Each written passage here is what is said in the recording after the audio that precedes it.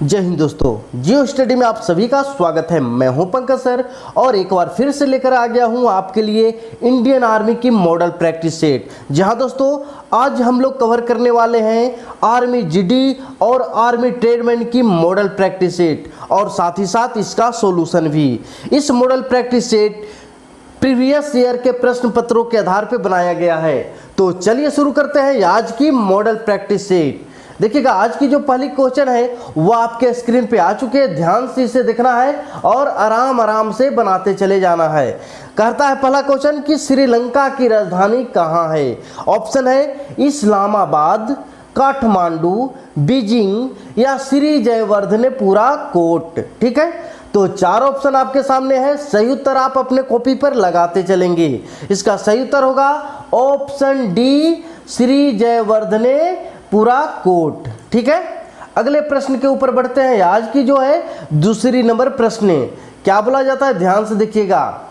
कहता है कि राष्ट्रीय डेयरी अनुसंधान संस्थान कहाँ है। लखनऊ, कानपुर, करनाल या नई दिल्ली। तो इसका सही उत्तर होगा ऑप्शन सी, करनाल। ठीक है, अगले प्रश्न की तरफ बढ़ते हैं। आज की तीसरी नंबर प्रश्न। इस प्रश्न में बोला जा रहा है क्या कि अंतर्राष्ट्रीय मानवाधिकार दिवस कब मनाया जाता है। आपके पास ऑप्शन है 1 दिसंबर, 5 सितंबर, 16 अक्टूबर या 10 दिसंबर। तो इसका सही उत्तर होगा ऑप्शन डी, 10 दिसंबर। ठीक है, अगले प्रश्न की तरफ बढ़ते हैं। आज की चौथी नंबर प्रश्न। इस प्रश्न में बोला जा रहा है कि सार्स का मुख्यालय कहाँ स्थित है। काठमांडू, वाशिंगटन डीसी, जनेवा या मॉस्को। ठीक है, तो इसका सही उत्तर होगा ऑप्शन ये, काठमांडू। ठीक है, अगले क्वेश्चन की तरफ बढ़ते हैं। आज की पांचवी नंबर प्रश्न। इस प्रश्न में बोला जा रहा है कि निम्नलिखित में से कौन सी कृति रविंद्रनाथ टैगोर द्वारा रचित है। गीतांजलि, पोस्ट ऑफिस या चित्रा या ये सभी, यानी कि इनमें से सभी। तो इसका सही उत्तर होगा ऑप्शन डी, ये सभी, यानी कि गीतांजलि, पोस्ट ऑफिस और चित्रा तीनों रविंद्रनाथ ठाकुर, रविंद्रनाथ टैगोर ने ही लिखी है। ठीक है, अगले प्रश्न की तरफ बढ़ते हैं। आज की छठी नंबर प्रश्न। क्या बोला जाता है कि नॉर्वे के संसद का नाम क्या है। चार ऑप्शन है, सही आंसर को आपको चुनना है। इसका सही आंसर क्या होगा, इसका सही आंसर होगा ऑप्शन वी, स्टोटिंग। ठीक है, अगले क्वेश्चन की तरफ बढ़ते हैं। आज की सातवीं नंबर प्रश्न। इस प्रश्न में बोला जा रहा है नीदरलैंड का राष्ट्रीय चिन्ह क्या है। लिली, गुलाब का फूल, शेर या चांद तारा। इसका सही उत्तर होगा ऑप्शन सी, शेर। ठीक है, चलिए अगले प्रश्न की तरफ बढ़ते हैं। आठवीं नंबर प्रश्न। छत्तीसगढ़ के मुख्यमंत्री का नाम क्या है।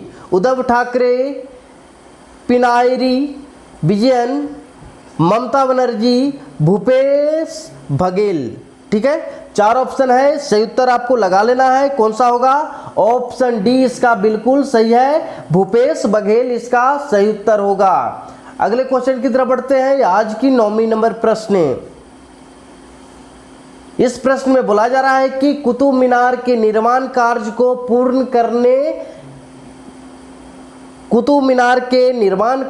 पूर्ण करवाया था किसने। कुतुबुद्दीन ऐबक, इल्तुतमिश, मोहम्मद गौरी या बख्तियार खिलजी। ठीक है, आपके पास चार ऑप्शन है। इसका सही उत्तर होगा इल्तुतमिश, ऑप्शन बी। ठीक है, बहुत बढ़िया क्वेश्चन सेट है, बस आपको करते चलना है। चलिए अगले क्वेश्चन की तरफ हम लोग आ चुके हैं। आज की 10वीं नंबर प्रश्न। इस प्रश्न में बोला जा रहा है कि INS विराट पनडुब्बी को हरमिज के रूप में किस वर्ष भारतीय नौसेना में शामिल किया था। ठीक है, चार ऑप्शन आपके पास है, आपको सही उत्तर चुनना है। इसका सही उत्तर कौन सा होगा, इसका सही उत्तर होगा ऑप्शन ए, मई 1987 ईस्वी को। ठीक है, अगले प्रश्न में बढ़ते हैं। आज की 11 नंबर प्रश्न। कहा जाता है कि भारत का प्रथम लोकसभा अध्यक्ष कौन था? ठीक है, जीवी मालवंकर, बी आर अम्बेडकर, जेवी कृपलानी या श्याम प्रसाद मुखर्जी। ठीक है, तो इसका सही उत्तर आप लगा लीजिए, कौन सा होगा? Option B, sorry option A, GV Malvankar. अगले प्रश्न की तरफ बढ़ते हैं। आज की 12 नंबर प्रश्न, कहा जाता है ब्लू बुक किस देश की आधिकारिक दस्तावेज है? 4 ऑप्शन है, यूनाइटेड किंगडम, ईरान, नीदरलैंड और चीन। सही उत्तर आपको लगाना है, कौन सा होगा? तो सही उत्तर होगा ऑप्शन ए, यूनाइटेड किंगडम। ठीक है, अगले प्रश्न की तरफ बढ़ते हैं। आज की 13 नंबर प्रश्न, क्या बोला जा रहा है? FTZ का पूरा रूप क्या होगा? फुल फॉर्म क्या होगा? आपको सही उत्तर लगाना है, कौन सा होगा? ऑप्शन ए इसका बिल्कुल सही है, फ्री ट्रेड जोन। ठीक है, अगले क्वेश्चन की तरफ बढ़ते हैं। आज की 14वीं नंबर प्रश्न, क्या बोला जा रहा है कि राज्यसभा के कितने सदस्य प्रत्येक 2 वर्षों पर अवकाश ग्रहण करते हैं? 4 ऑप्शन है, सही उत्तर आपको लगाना है, कौन सा होगा? सही उत्तर होगा ऑप्शन डी, 1/3 सदस्य। ठीक है, चलिए अगले प्रश्न की तरफ बढ़ते हैं। आज की 15वीं नंबर यानी कि जीके का या लास्ट क्वेश्चन, आपके एग्जाम में 15 ही जीके पूछे जाते हैं, जिसका लास्ट क्वेश्चन क्या है कि निम्न में से कौन सा अनुच्छेद राज्य के नीति निर्देशक तत्वों से संबंधित है? 4 ऑप्शन है, सही उत्तर आपको लगाना है, कौन सा होगा? ऑप्शन ए, अनुच्छेद 31 से 51 तक, जो बताता है किसके बारे में? नीति निर्देशक तत्व के बारे में। चलिए अब जो हम लोग देखने वाले हैं वह साइंस का प्रश्न होगा। तो देखिएगा 16 नंबर प्रश्न, इस प्रश्न में बोला गया है कि निम्नलिखित में से कौन सा एक यौगिक है? मिट्टी, रक्त, चीनी का घोल या मीथेन? सही उत्तर होगा ऑप्शन डी, मीथेन। ठीक है, अगले प्रश्न की तरफ बढ़ते हैं। आज की 17 नंबर प्रश्न, क्या बोला जा रहा है कि किस प्रक्रिया में गैस तत्व अवस्था में परिवर्तित हो जाती है? 4 ऑप्शन है, संघनन, वाष्पीकरण, संघनन या जमना। तो इसका सही उत्तर होगा ऑप्शन ए, संगलन। ठीक है, अगले प्रश्न पे बढ़ते हैं। आज की 18वीं नंबर प्रश्न, इलेक्ट्रॉन का आपेक्षिक द्रव्यमान है कितना? 4 ऑप्शन दिया हुआ है, सही उत्तर आपको लगा लेना है। इसका सही उत्तर होगा ऑप्शन ए, 1/1837। चलिए अगले प्रश्न पे बढ़ते हैं। आज की 19 नंबर प्रश्न, एक उदासीन परमाणु बना होता है किसका? केवल proton, neutron plus proton, neutron plus electron या न्यूट्रॉन, प्रोटॉन और इलेक्ट्रॉन? तो सही उत्तर होगा ऑप्शन डी, न्यूट्रॉन, प्रोटॉन और इलेक्ट्रॉन। ठीक है, अगले क्वेश्चन की तरफ बढ़ते हैं। आज की 20वीं नंबर प्रश्न, इस प्रश्न में बोला जा रहा है कि जिप्सम का रासायनिक सूत्र क्या है?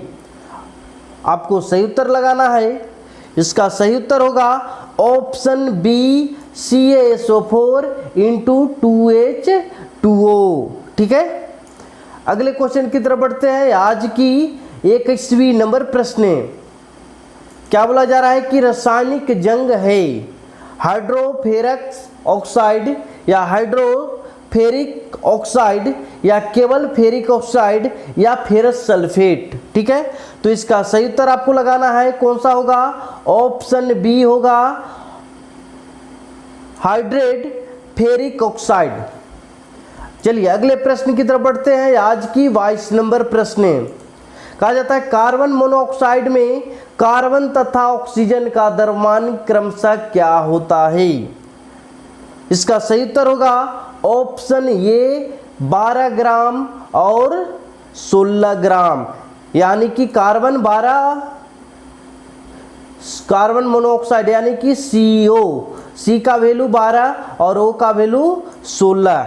ठीक है, अगले क्वेश्चन की तरफ बढ़ते हैं। आज की 23वीं नंबर प्रश्न, कहा जाता है वायुमंडल में ऑक्सीजन आयतन के अनुसार कितने प्रतिशत पाई जाती है? 18%, 20%, 21% या 17%? आपको पता होना चाहिए ऑक्सीजन जो है वातावरण में 21% है, यानी कि ऑप्शन सी इसका बिल्कुल सही है। चलिए अगले प्रश्न की तरफ बढ़ते हैं। आज की 24 नंबर प्रश्न, क्या बोला जा रहा है? H2O का घनत्व किस ताप पर अधिकतम होता है? 32 degree Fahrenheit, 42 degree Fahrenheit, 4 degree Fahrenheit या 39.2 डिग्री फ़ारेनहाइट?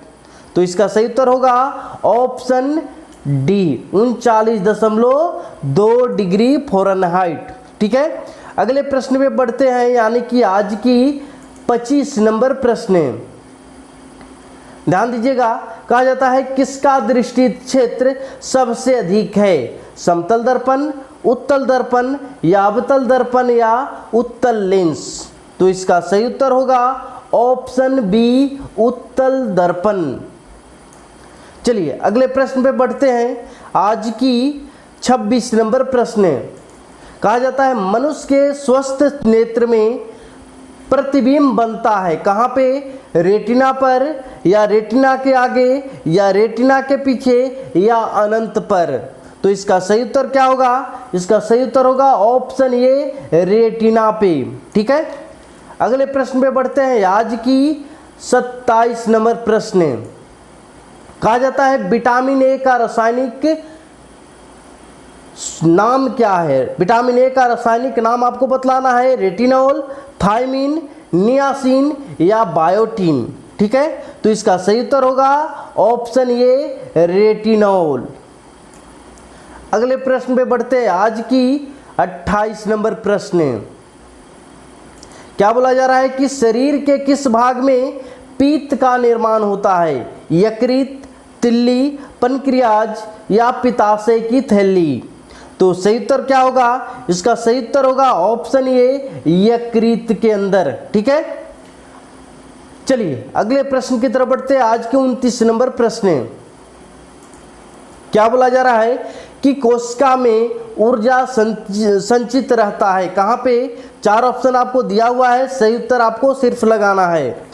इसका सही उत्तर होगा ऑप्शन सी, एटीपी के रूप में। ठीक है, चलिए अगले प्रश्न की तरफ बढ़ते हैं। आज की 30वीं नंबर प्रश्न, फ्लू किसके द्वारा होता है? विषाणु के द्वारा, प्रोटोजोआ के द्वारा, बैक्टीरिया के द्वारा या इनमें से सभी? तो इसका सही उत्तर होगा ऑप्शन ए, विषाणु के द्वारा। चलिए अगले प्रश्न की तरफ बढ़ते हैं। आज की 31 नंबर प्रश्न, यानी कि अब जो होने वाला है वह मैथ का प्रश्न होने वाला है। तो देखिएगा ध्यान से किस लेवल की मैथ पूछी जाती है आपके एग्जाम में। कहा जाता है एक समकोण त्रिभुज का एक न्यून कोण 55 डिग्री है, तो दूसरा न्यून कोण कितना होगा? ठीक है, एक कोण का मान दिए हुए 55 डिग्री, तो आपको क्या करना है? समकोण में एक कोण जो होता है 90 डिग्री होता है। ठीक है, ये समकोण हो गया और समकोण में ये कोण 90 डिग्री हुआ, जिसमें से एक कोण का वैल्यू दिया हुआ है कितना डिग्री? 55 डिग्री। तो दूसरे कोण का मान निकालना है, यानी ये। तो तीनों कोणों का योग 180, 180 में 90 ये हो गया, बच गया कितना? 90 डिग्री। और 90 डिग्री में एक कोण जो है 55 डिग्री है, घटा लीजिए, आपका आंसर पता चल जाएगा। तो इसका सही आंसर क्या होगा? तो इसका घटाने के बाद 35 डिग्री, यानी कि ऑप्शन कौन सा सही हो रहा है? ऑप्शन बी बिल्कुल सही हो रहा है। ठीक है, अगले प्रश्न की तरफ बढ़ते हैं। आज की 32 नंबर प्रश्न, इसे क्या निकालना है? वर्गमूल निकालना है। कितना का? तो आपके सामने दिया हुआ है 36, 96, 64। इसका क्या कर दो? वर्गमूल निकाल देना है। ठीक है, इस तरीका से आपको इसे वर्गमूल निकाल लेना है।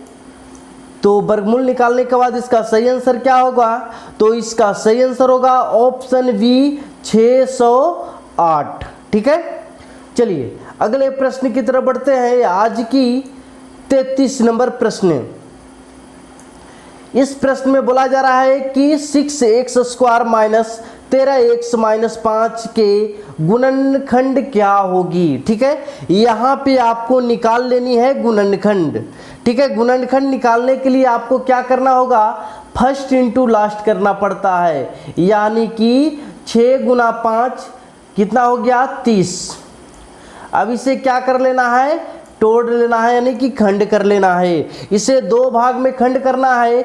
गुना करने पर 30 आना चाहिए और जोड़ने या घटाने पे आपको -13 आना चाहिए। तो इसे कितना में खंड करेंगे, तो 15 और 2 में खंड कर लेते हैं। कितना में, 15 और 2 में खंड कर लेते हैं, यानी कि 15 गुना 2 गुना करते हैं तो 30 आपका आ जाता है, और इसे घटा लेते हैं तो कितना आता है 13 आ जाता है। ठीक है, यहाँ तक बढ़ गए। अब देखिएगा आगे का काम करते हैं। इसे क्या कर लेते हैं, 6x² है, रहने देते हैं, प्लस इसे क्या कर लेते हैं 2x लिख देते हैं, और क्या करते हैं -15x, क्योंकि हम लोग ने 15 गुना 2 में इसे तोड़ लिया है। आगे क्या हो जाएगा -5। ठीक है, अब यहाँ पे देख लो कितना कॉमन लेना है, 2 ले लो, 2x क्या बच जाएगा, भाग लगा लो, 2 तिहाई 6 यानी कि 3x यहाँ पे हो जाएगा, और प्लस है तो प्लस, ये 2x माइनस कॉमन ले लिए हैं तो बच जाएगा कितना 1 बच जाएगा। ठीक है, अब यहाँ पर देख लो ये दोनों में क्या करना है, ये दोनों में आपको कॉमन लेना है कितना -5। ठीक है, क्या बचेगा 5 तिहाई 15 यानी कि 3x, और माइनस कॉमन ले लिए हैं तो बचेगा क्या +1, क्योंकि 5 कॉमन ले लिए हैं। यानी इस तरीक़ा से आपका क्या बच गया, एक हो गया 3x + 1, और एक क्या हो गया आपका 2x - 5। यानी कि इस तरीक़ा से आपका ऑप्शन कौन सा सही हुआ, देख लो 3x + 1 है और 2x - 5 है, यानी कि ऑप्शन ये बिल्कुल सही दिया हुआ है। ठीक है, चलिए अगले प्रश्न की तरफ बढ़ते हैं। आज की 34 नंबर प्रश्न। देखिएगा इस प्रश्न में क्या बोला जा रहा है, कहता है कि एक 60 मीटर लंबे और 6 मीटर चौड़े बरामदे को ढकने के लिए 10 डेसीमीटर गुना 9 डेसीमीटर के कितने पत्थर लगेंगे। ठीक है, तो इसे बनाने के लिए देखिएगा, यदि आपको संख्या निकालना हो तो क्या करना है, बड़ा का आयतन बटा छोटा का आयतन। ठीक है, या बड़ा का क्षेत्रफल बटा छोटा का क्षेत्रफल कर देना है। ठीक है, यदि 3D रहेगा या आयतन से संबंधित क्वेश्चन रहेंगे तो इसका आयतन निकाल लेंगे, और क्षेत्रफल से संबंधित रहेंगे यानी कि 2D में रहेंगे तो इसे क्षेत्रफल निकाल देंगे, और दोनों को कर लेंगे भाग। यानी कि देख लो 60 मीटर है, बड़ा है तो ऊपर में लिखेंगे, और गुना 6 मीटर यहाँ पे हो गया, और देख लो नीचे में क्या लिखना है 10 डेसीमीटर गुना 9 डेसीमीटर। अब देख लो दोनों को एक जात में कन्वर्ट कर लेना है। कौन सा जात में कन्वर्ट करेंगे, तो छोटा में करेंगे, क्योंकि बड़ा को आपको कर लेना है किस में कन्वर्ट, छोटा में। तो देखिएगा 1 मीटर में 10 डेसीमीटर होता है, तो देखो इसके लिए 10 यानी कि एक मेंबर के लिए 10 और एक मेंबर के लिए 10 कन्वर्ट कर लिए इस तरीका से। अब इसे सिंपल से काट लेना है, 10 से 10 यहाँ चला गया, और इसे काट लो, 3 दूना का 6, 3 तिहाई का 9 और 3 दूना का 6। ठीक है, यहाँ काट लो 20 तिहाई 60, यानी आपको गुना कर लेना है 2 दूना का 4, और 4 पे 1 0 यहाँ 1 0 यहाँ, यानी कि 400। कौन सा ऑप्शन सही आ रहा है, ऑप्शन डी बिल्कुल सही आ रहा है। ठीक है, 34 का डी आंसर होगा। चलिए अगले क्वेश्चन की तरफ बढ़ते हैं। आज की 35 नंबर प्रश्न। देखिएगा इस प्रश्न में क्या बोला जा रहा है, कहा जा रहा है कि एक संपूर्ण त्रिभुज का आधार 3 सेंटीमीटर तथा ऊंचाई 4 सेंटीमीटर है, तो इसका कर्ण निकालना है। ठीक है, देख लो, एक त्रिभुज बना लेना है, समकोण त्रिभुज, जिसमें क्या होता है, आधार होता है, बेस होता है, और ये क्या होता है, कर्ण होता है। ठीक है, और ये क्या है, लंब है। यहां तक क्लियर हो गए। अब आपको निकालना है कर्ण।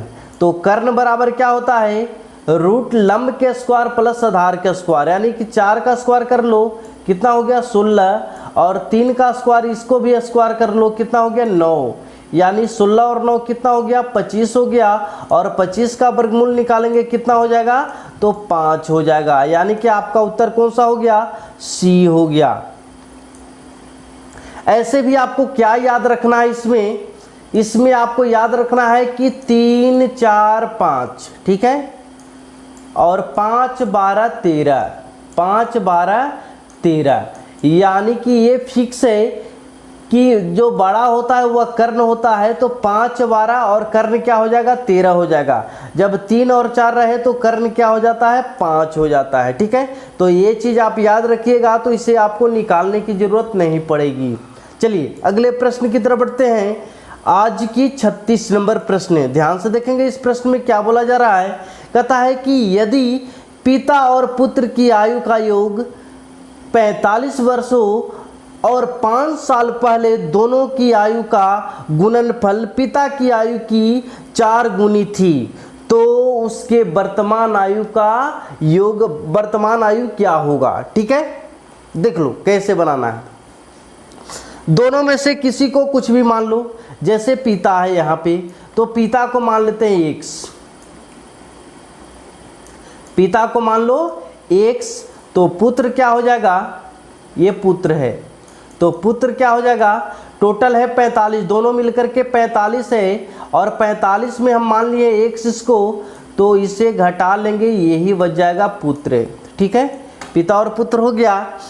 अब कहता है 5 साल पहले या 5 वर्ष पहले, तो क्या करना होगा, 5 वर्ष पहले जाने के लिए क्या करना होगा, -5 कर देना होगा। यहाँ पे 5 माइनस कर गए, 5 वर्ष पहले चले गए, इसे भी 5 माइनस करना होगा। तो 45 में से 5 माइनस कर लोगे क्या होगा, 40 हो जाएगा। ठीक है, ये हो गया। यहाँ तक क्या कहता है कि 5 साल पहले दोनों की आयु का गुणनफल, अब दोनों की आयु का गुणनफल कर दो, और कहता है कि पिता की आयु की, अब पिता की आयु क्या है, x - 5 है, लिख दो x - 5, पिता की आयु का 4 गुनी थी। देख लो, कभी भी आपको ऐसे क्वेश्चन में कन्फ्यूजन हो तो क्या करना है, आपको समीकरण बनाने के लिए इसे बराबर करना होगा, और जब बराबर कर देंगे, अब यहाँ पर देख लो गुना करने की बात है, तो देखो दोनों में से सबसे छोटा रहेगा उसमें गुना करना है। देख लो ये पिता भी है और पुत्र है, दोनों का गुना किया हुआ है, यानी कि ये पिता से बड़ा है, तो छोटा में हमें गुना करना है। तो छोटा कौन हो गया, ये हो गया, और इसमें गुना कर लो कितना से, तो 4 गुनी है, तो 4 से गुना कर लो। अब इसे हल कर लेते हैं। x - 5 से x - 5 यहाँ पे कट गया। अब देख लो x को उस साइड ले जाएंगे और 4 को इस साइड ले लाएंगे, तो x बराबर क्या हो गया, 36 हो गया। यानी x कौन था, तो x पिता था, पिता की आयु क्या हो गया, 36 हो गया। ठीक है, अब देखना है पुत्र की भी आयु निकालना है, तो पुत्र क्या है, 45 - x कर देंगे, पुत्र निकल जाएगा। यानी कि 45 में से क्या कर देंगे, x का वैल्यू 36 है, 36 को घटा लेंगे, यानी कितना आ जाएगा, 9 आ जाएगा। इससे आपको क्या पता चला कि पिता की आयु 36 वर्ष और पुत्र की आयु 9 वर्ष। कौन सा ऑप्शन सही हो रहा है, ऑप्शन बी बिल्कुल सही हो रहा है। ठीक है, चलिए अगले प्रश्न की तरफ बढ़ते हैं। आज की 37 नंबर प्रश्न, ध्यान से देखेंगे इस प्रश्न में क्या बोला जा रहा है। कहा जा रहा है कि एक शहर की जनसंख्या 64,000 है, 10 वर्ष 10% वार्षिक वृद्धि होने पर 3 वर्ष पश्चात उस शहर की जनसंख्या कितनी होगी। यदि आप हमारा रेगुलर सेट बनाते होंगे तो ऐसे क्वेश्चन में कोई भी दिक्कत, आपको कहीं भी दिक्कत होने की कोई ज़रूरत नहीं है, क्योंकि आपको बता चुके हैं कि इसमें क्या करते हैं, r गुना t कर लेते हैं, यही सूद होता है। यानी कि 10 गुना 3 कर लो, कितना हो गया, 10 तिहाई 30%। ये जो 30% है यही आपका क्या मिल रहा है, कमीशन मिल रहा है, ठीक है। लेकिन क्या है, यहाँ की जनसंख्या जो है हर एक साल 10% बढ़ रहा है, तो चक्रवृद्धि ब्याज है। तो चक्रवृद्धि ब्याज के रूप में बनाने के लिए क्या करते हैं, सिंपल सा, चाहे तो आप ऐसे कर ले दो, ये लिख लो 64,000, और हर एक साल कितना बढ़ रहा है, 10% बढ़ रहा है। यानी कि जो 100 होता है वो मूल राशि होता है, 10 बढ़ रहा है, यानी 110 बटा 100%, हटा 100 लिख दिए। कितने साल तक, तो ये प्रक्रिया 3 साल तक हो रही है, 1 साल लिख दिए, अगला साल भी वही प्रक्रिया कर लो, और उसके अगला साल भी वही प्रक्रिया कर लो, ठीक है।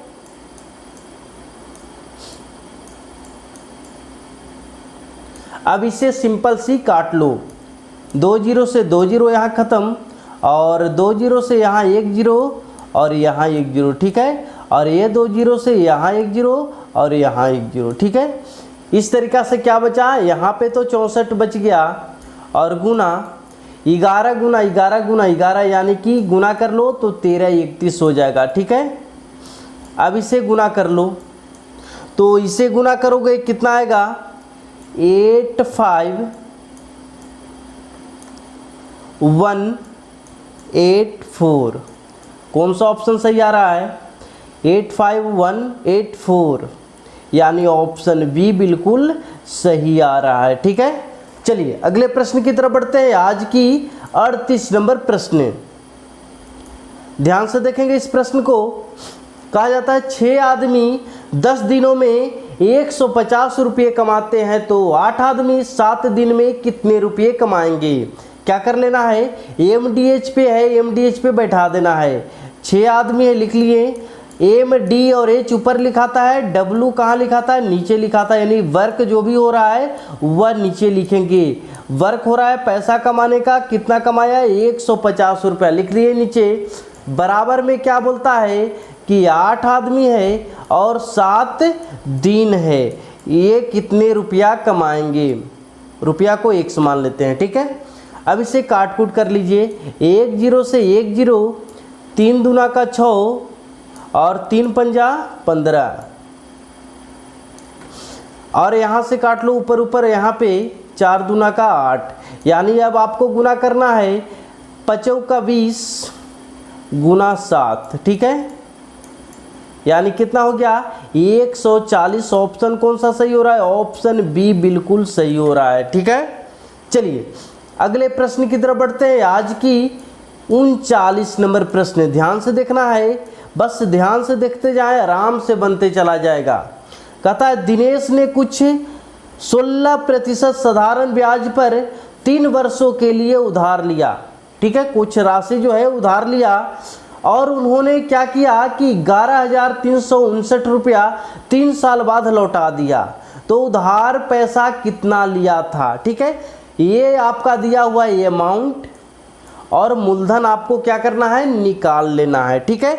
मूलधन निकालने के लिए क्या करेंगे, देख लो, सूद उन्होंने क्या दिया, 16 गुना 3 कर लो, यही सूद बना है। यानी कि 16 तिया 48%, यानी मूलधन का 48% क्या बन रहा है, सूद बन रहा है। मूलधन कितना परसेंट होता है, 100%, यानी कि आपका 11,359 जो है वह कितना परसेंट का वैल्यू दिया हुआ है, 148% का वैल्यू दिया हुआ है। कैसे, क्योंकि 48 सूद हुआ और 100% मूलधन हुआ। अमाउंट क्या होता है, मूलधन और सूद दोनों को जोड़ दिया जाए तो ये अमाउंट हो जाती है, ठीक है। आपको निकालना है क्या, मूलधन। मूलधन जो भी निकालना रहे वह गुना में लिखाता है, ठीक है। और इसे क्या करना है, सिंपल से काट कूट कर लेना है, और काट कूट करने के बाद आपका आंसर प्राप्त हो जाएगा। यानी कि इसका सही आंसर कौन सा होगा, ऑप्शन डी, ठीक है। चलो अगले प्रश्न की तरफ बढ़ते हैं। आज की जो है 40 नंबर प्रश्न को देखेंगे। इस प्रश्न में बोला जा रहा है कि 65 डिग्री के पूरक कोण का मान क्या होगा। डिग्री में निकालना है। देखिएगा पूरक कोण जैसे ही आए आपको क्या करना है, पूरक कोण का मान होता है कि दो कोणों का योग 180 डिग्री हो, उसे पूरक कोण कहते हैं। जिसमें एक कोण दिया हुआ है 65 डिग्री, सिंपल से क्या कर लेना है, घटा लेना है, और घटाने के बाद जो आंसर आएगा आपको उत्तर होगा। ठीक है, तो इसका सही उत्तर क्या होगा, 115 डिग्री। ठीक है, ऑप्शन बी बिल्कुल सही दिया हुआ है। चलिए अगले प्रश्न की तरफ बढ़ते हैं। आज की 41 नंबर प्रश्न ध्यान से देखेंगे क्या बोला जा रहा है। कहता है कि 270 मीटर लंबी रेलगाड़ी एक खंबे को 48 सेकंड में पार करती है, तो रेलगाड़ी की लंबाई निकालनी है। ठीक है, रेलगाड़ी की क्या निकालनी है, लंबाई नहीं निकालनी है, रेलगाड़ी की चाल निकालनी हुई है। यहाँ पे क्या होगा, चाल, क्योंकि चाल होता है किलोमीटर प्रति घंटा या किलोमीटर प्रति सेकंड में, लंबाई के जगह पे यहाँ क्या होगा, चाल होगा। ठीक है, चलो बनाते हैं। चाल बराबर फॉर्मूला क्या होता है, चाल बराबर होता है दूरी बटा समय। ठीक है, दूरी बटा समय लिख दिए यहाँ तक। चलो अगला स्टेप क्या कर लेते हैं, दूरी कितना है 270 और समय कितना दिया हुआ है 18 सेकंड। अब यहाँ पर ध्यान देने वाली बात है कि दूरी जो है मीटर में है और समय जो है सेकंड में है। इससे जो कट कुट करके आंसर आएगा वो मीटर प्रति सेकंड में आएगा, लेकिन आपको आंसर क्या में है, किलोमीटर प्रति घंटा में है। तो किलोमीटर प्रति घंटा में बदलने के लिए इसे 18/5 से गुना करते हैं। ठीक है, अब इसे काट कुट कर लीजिए। 18 से कट गया 18 और 5 से इसे काट दो, 5 5 25 बच गया 2, 5 का 20, यानी कि 54 किलोमीटर प्रति घंटा। ऑप्शन कौन सा हो गया, ऑप्शन डी बिल्कुल सही दिया हुआ है। चलिए अगले प्रश्न की तरफ बढ़ते हैं। आज की 42 नंबर प्रश्न ध्यान से देखेंगे क्या बोला जा रहा है। कहता है 5000 रुपया पर 8% की दर से 2 वर्ष का साधारण ब्याज कितना होगा। आपको निकालना है साधारण ब्याज। निकालने के लिए क्या करते हैं, यार गुना टी कर देते, यही ब्याज होता है। तो 8 दूना क्या हो गया 16%, ये आपका क्या बन गया, ब्याज बन गया। ठीक है, अब देख लो 5000 मूलधन है, लिख लो 5000 मूलधन। 5000 जो मूलधन है वो कितना परसेंट का वैल्यू है, तो 100%, क्योंकि मूलधन जो होता है 100% है। और जो निकालना रहता है वह गुना में लिखाता है। निकालना कितना परसेंट का मान है, तो 16% का मान है। चलो 2 जीरो से 2 जीरो काट लो, अब सिंपल सी से गुना कर लो, तो 16 25 80 पर 1 जीरो, यानी कितना आंसर हो रहा है 800। ठीक है, चलिए अगले क्वेश्चन की तरफ बढ़ते हैं। आज की 43 नंबर प्रश्न, इस प्रश्न में क्या बोला जा रहा है। कहता है 3:4 बराबर समानुपात 6:x हो तो x का मान निकालना है। सिंपल सी बात है, क्या करना है, 3 अनुपात का मतलब बटा, लिख लो 4 और क्या कर लो, समानुपात मीन्स बराबर 6/x। यहाँ तक क्लियर है। अब सिंपल साइज से काट कूट कर लीजिए, 3 दूना का 6, क्रॉस मल्टीप्लाई कर लो, x बराबर कितना आ जाएगा, 4 दूना का 8। कौन सा ऑप्शन सही हो रहा है, ऑप्शन डी बिल्कुल सही हो रहा है। ठीक है, चलिए अगले प्रश्न की तरफ बढ़ते हैं। आज की 44 नंबर प्रश्न, कहा जाता है यदि 5 संख्याओं का औसत 20 है, तो देख लो पहले औसत दिया हुआ रहे, आपको निकालना है कुल योग। तो 5 संख्याओं का कुल योग निकालने के लिए सिंपल सी गुना करते हैं। कितना हो गया, 5 का 5 दूना का 10, कितना हो गया 100। अब कहता है 4 संख्याओं का औसत दिया हुआ है 12, गुना कर लो, बरचौक 48 हो गया 48। अब कहता है एक संख्या को छोड़ दी जाए तो छोड़ी हुई यानी कि 5वीं संख्या निकालना है। सिंपल सा क्या कर लो, घटा लो, यानी कि 10 में से 2 गया, 10 में से 8 गया 2, यहाँ बच गया 9 में से 4 गया 5, कितना आ गया 52। यानी कौन सा ऑप्शन सही हो रहा है, ऑप्शन बी बिल्कुल सही हो रहा है। ठीक है, चलो अगले प्रश्न की तरफ बढ़ते हैं। आज की 45 नंबर प्रश्न, यानी कि मैथ का आखिरी प्रश्न। ठीक है, तो देखोगे एक वृत्त की त्रिज्या 7 सेंटीमीटर है, तो वृत्त का क्षेत्रफल कितना होगा। फॉर्मूला याद होगा कि वृत्त का क्षेत्रफल बराबर होता है पाई आर स्क्वायर। ठीक है, पाई का वैल्यू होता है 22/7 और r का वैल्यू दिया हुआ है 7, तो 7 गुना क्या कर लो 7, r स्क्वायर है तो 2 बार लिखाएगा, ठीक है। अब इसे सिंपल सा काट लो, 7 से 7, 22 गुना 7 करोगे 154, यानी कि ऑप्शन कौन सा आएगा, ऑप्शन आएगा सी, ठीक है। चलो अब देखते हैं 5 जो रीजनिंग है, रीजनिंग का प्रश्न। पहले रीजनिंग का प्रश्न में क्या बोला जा रहा है, ध्यान से देखिएगा।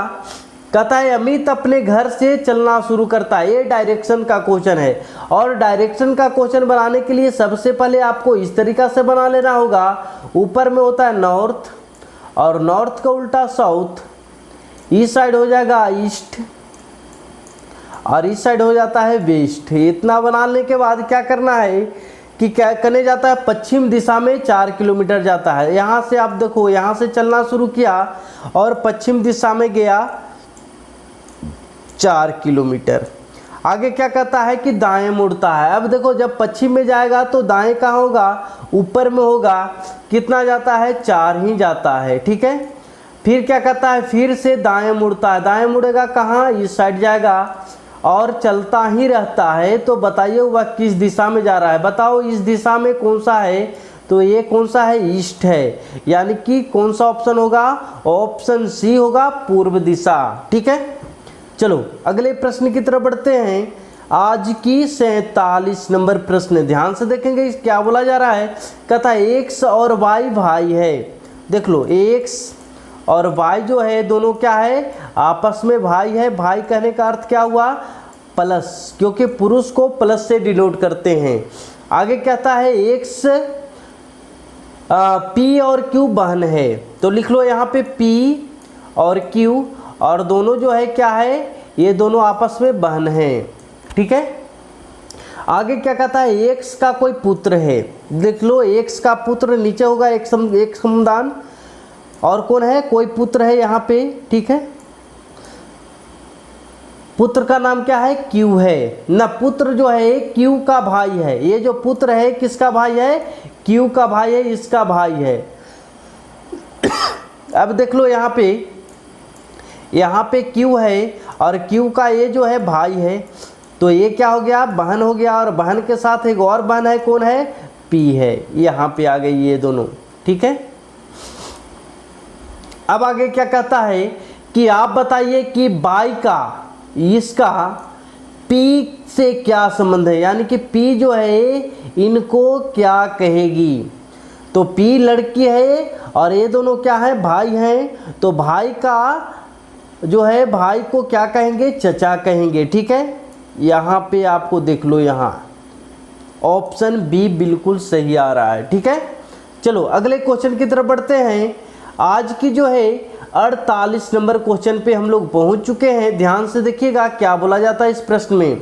कहता है एक कुट भाषा में BRINJAL है ना को लिखा जाता है इस तरीका से, उसी कुट भाषा में आपको लिखना है लेडीज फिंगर को किस तरीका से लिखाना चाहिए।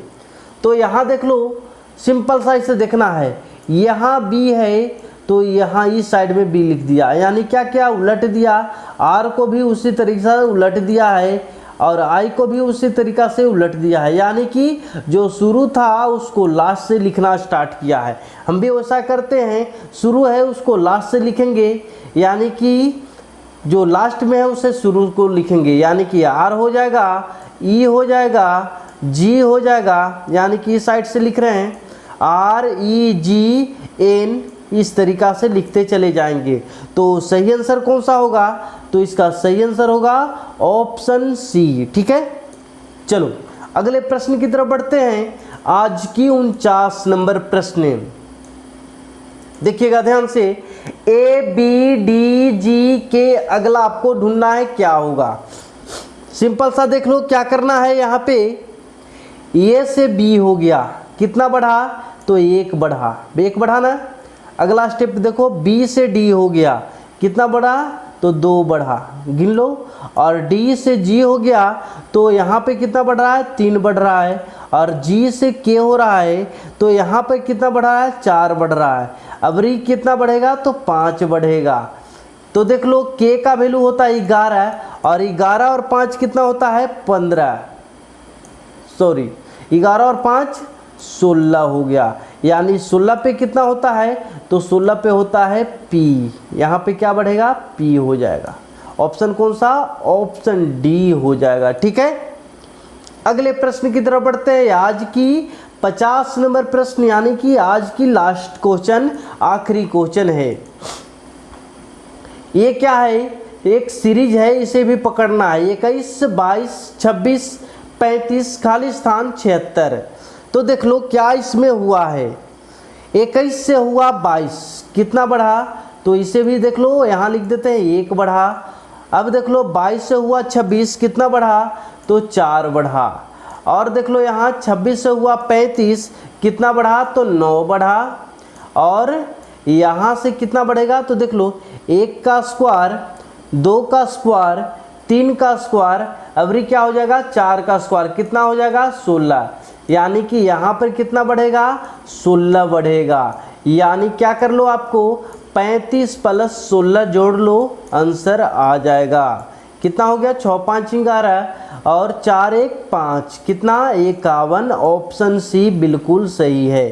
तो ये थी आज की जीडी और ट्रेडमैन की प्रश्न पत्र। आज की प्रश्न आपको कैसा लगा, आप हमें ज़रूर कमेंट में बताइएगा। चलिए अगले वीडियो में फिर से मिलेंगे, तब तक हमें इजाज़त दीजिए। जय हिंद।